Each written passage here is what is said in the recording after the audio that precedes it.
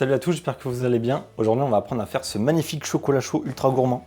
Du coup, pour la guimauve, vu qu'on nous l'a demandé et vu que ça vous a quand même pas mal plu, on va faire la guimauve à base de blanc parce qu'il y a d'autres méthode de faire de la guimauve qui ne nécessite pas forcément du sucre inverti, donc de la trémoline. Donc du coup, on va faire de la guimauve à base de blanc d'œuf. Donc on va mettre les blancs dans la cuve qu'on va faire monter. Et ici, on va faire un sirop à 135 degrés. Donc dans la casserole, il y a l'eau, le sucre, la trémoline et le glucose. En petite quantité quoi. Alors, pour être honnête, sincèrement, je pense que si vous enlevez trémoline et glucose et vous mettez un peu plus de sucre, ça va aller, vous voyez. Et la gélatine est réhydratée dans l'eau forcément. Du coup, on monte ça à 135. On met la gélatine pour couper la cuisson, on versera sur les blancs qui seront déjà montés.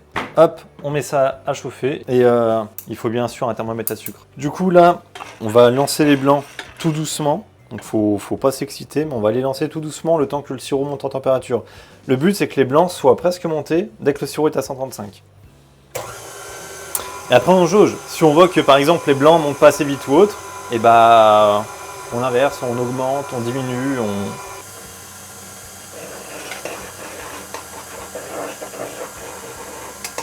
Hop, là je suis à 134, j'ai arrêté la plaque, ça va monter jusqu'à 135 tranquillement. Donc là je suis à 135, on vient mettre la gélatine, forcément comme quand on décuit un caramel, on laisse débuler. Il faut toujours vérifier que la gélatine soit bien fondue. Et après on augmente la vitesse et là on verse.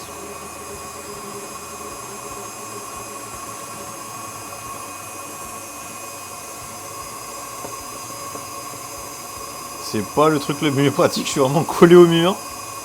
Mais on verse. Hop.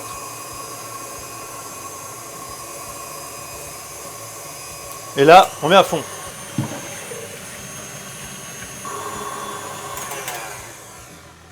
Donc là, vous regardez en fait. Pour le coup, cette fois-ci, il faudra que ça se tienne. Là, elle est encore trop fluffy. Là, on va la pocher, donc il faut vraiment qu'elle se tienne un peu mieux. Hop.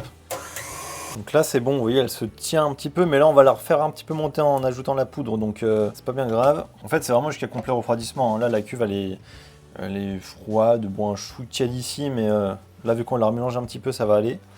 Donc on ajoute la poudre de vanille, je vais pas être un radin.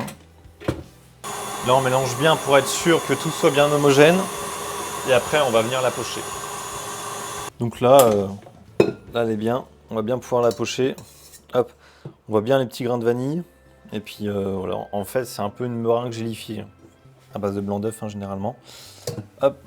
Alors du coup pour la guimauve, vous voyez là j'ai collé mon papier sulfu pour pas qu'il remonte. Donc j'ai juste mis de la guimauve en dessous là, j'ai fait 4 points. Et ça m'évite que ça se surbique.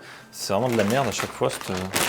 Et là, on remplit la poche. J'ai pris une douille 11 mm, donc je pense que ça va être pas trop mal. Et là, on va pouvoir former de belles boules pour mettre par-dessus le chocolat chaud demain, justement. La guimauve, on la fait toujours la veille. Et là, on va faire une petite déco pour le chocolat chaud. Mais bon, après, on peut aussi utiliser cette recette pour n'importe quoi. On peut juste faire les nounours que j'ai fait la dernière fois. On peut utiliser cette recette-là.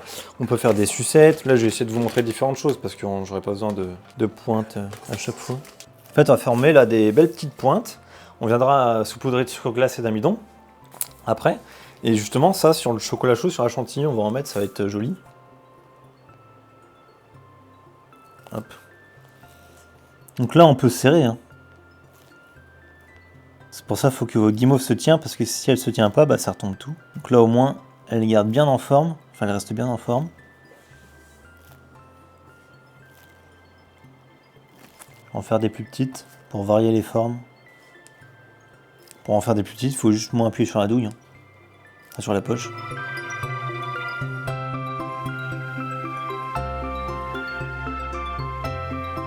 Après, moi, j'ai pas de bâton. Mais si vous avez des cure-dents, des trucs comme ça, prenez des cure-dents. Moi, c'est vrai que j'en ai pas. En tout cas, si vous avez des pics, voilà. Sinon, je vous montre comment faire une sucette.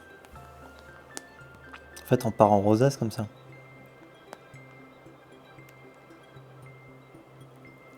Hop. Et là, paf, coup de bâton, et vous avez votre sucette de guimauve. Tout simplement, en fait.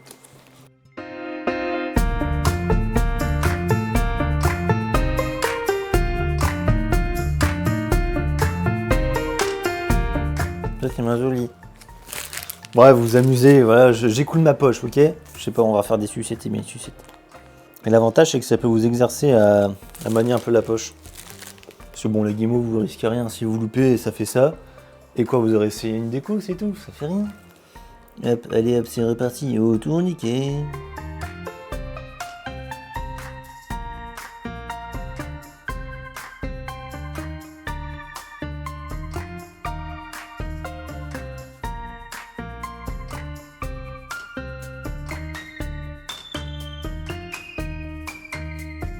Donc du coup voilà, demain on va se servir de ça. Là on a vraiment 2-3 essais, après vous faites vraiment ce que vous voulez, il y a plein de façons de faire.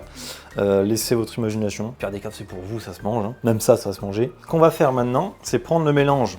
Donc en fait c'est un mélange moitié fécule, donc maïzena, moitié sucre glace. On va venir...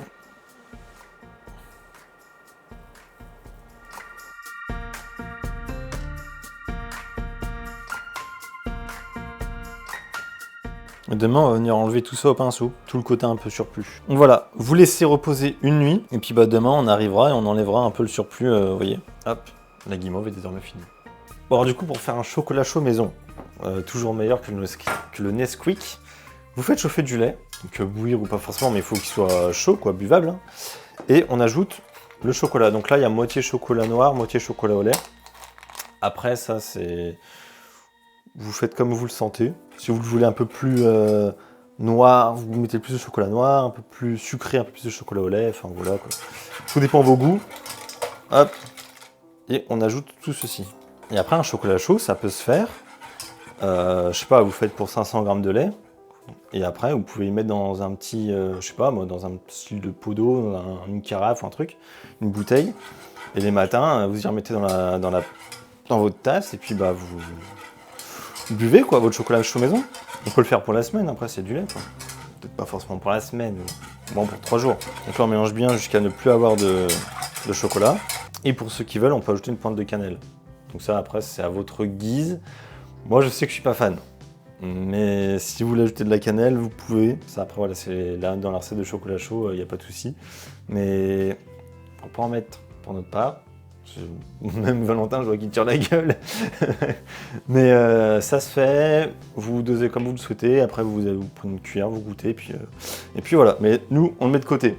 Et après, le chocolat chaud, si vous voulez le boire maintenant, vous le mettez dans la tasse, et on viendra appliquer justement la chantilly et la guimauve. Donc on va attendre, personnellement, on va dire mettre dans la tasse que la chantilly et que la guimauve soient prêtes. Mais vous, hop, directement. Voilà, on se retrouve pour la chantilly. Bon, du coup, avant de dresser le chocolat chaud, on va tout simplement faire monter la chantilly. Donc, j'ai mis de la crème épaisse, 40%, avec de la crème fraîche à 30%, de la crème liquide. Donc là, la crème épaisse, ça va lui donner une texture supplémentaire, une texture un peu plus ferme, mine de rien. Ça peut être aussi remplacé par la mascarpone, la crème à 40%. Donc voilà, et c'est équivalent entre 10 et 20%, voilà. Et de la poudre de vanille, pour donner un petit côté vanillé, toujours, c'est toujours pas trop mal. Hop, donc on fait monter ça. Alors, on peut faire monter assez rapidement, c'est une chantilly, quoi, il n'y a pas de... Et pendant ce temps, on va préparer la poche. On se retrouve avec tous les éléments, tout ça pour un chocolat chaud, hein. Ça fait quand même beaucoup. Dans la chantilly, on va ajouter un petit peu de sucre glace. Là, on va mélanger un petit peu.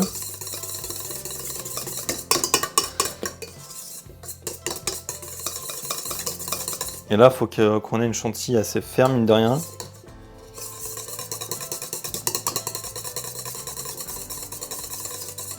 Hop, parce qu'on va la pocher, donc il faut vraiment quelque chose. Et je termine à la main, comme ça au moins j'ai vraiment la main sur la texture. Hop, pour tout ça, je vais expliquer comment, du pourquoi de... Vous prenez votre tasse, on va la garnir de chocolat chaud. Hop, alors pas jusqu'à ras-bord, parce qu'après sinon pour vous déplacer ça va être joli. Donc vous voyez, ouais, là ça fait 2 tasses pleines presque, hein, donc ça on a plus besoin. Donc, chocolat chaud, on va venir garnir la poche avec la chantilly. Donc, poche à douille, un douille cannelé de cette taille là. Après moi ça c'est une F8, donc après peu importe, vous voyez la taille que vous voulez. Et là voilà le moment important, donc on a nos petits boules de guimauve, donc vous voyez.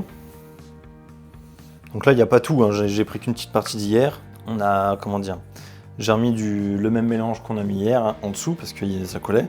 Et après voilà, j'ai avec la main ou avec le pinceau, tout dépend pour les grosses pièces ou pas, J'ai enlevé le surplus, tout simplement. Mais voilà. Et on aura des petites péperles qu'on va venir parsemer par-dessus. Alors ça, c'est la gourmandise, j'en ai, je me dis, on va en mettre. Mais après, vous êtes... Tout ça, c'est du facultatif. Mais c'est le chocolat chaud réconfortant, quoi. À Noël, là, avec la cheminée, le bois qui crépite. Alors, forcément, on se fait une base.